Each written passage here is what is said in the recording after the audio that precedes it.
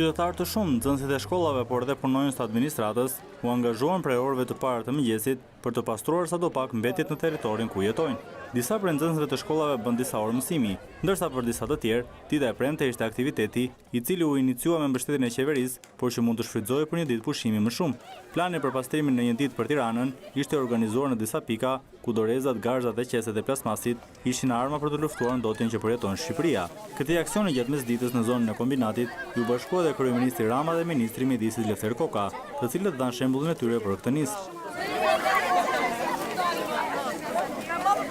Kryeministri Rama kërkoi që pastrimi si vullnetarizëm të përfshihet në orët mësimore, ndërsa u angazhua se do të pastrojë Shqipërinë nga plerat, premtim ky që u artikulua dhe nga ministri Lefter Koka. Kjo s'duhet të jetë një ditë e shënuar, por kjo duhet të jetë e përditshmja jon, duke mirë mbajtur vendin ku jetojmë. Fatkeqësisht akoma nuk kemi arritur atë nivel kulture të bashkëjetesës ku të kuptojmë se në radh parë duke mos bërë pis kemi dhënë një kontribut për ta pastruar dhe pastaj duke e pastruar kemi dhënë një kontribut që ata që e bëjnë pis të ndjehen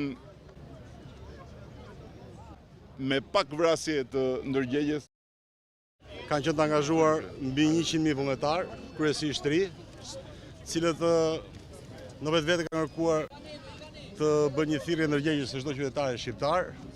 Shqipëria nuk pastrohet dot në një ditë, ajo ka nevojë në çdo ditë saj, sepse është pikërisht vendi ku ne jetojmë çdo ditë, ku rrisim fëmijët tanë, dhe jam i bindur shumë shpejt me të tjera politika, do të kemi në vitin që vjen ndoshta një Shqipëri nga vendet më të pastra të rajonit. Këtij aksioni në kombinat u bashkuan dhe qytetarë të huaj që janë rezidentë në Shqipëri. Punojnë me fëmijë me aftësi të kufizuar. Edhe na tim këtu sot të pastruam që në mëngjes edhe në tenim. Kjo ditë vullnetarizmi ishte e pranishme dhe në shumë rrethet të tjera të vendit, ku këtë herë u dha shembulli, ndërsa mbetet për tu parë nëse do të bëhet traditë dhe kulturë qytetare e shqiptarëve.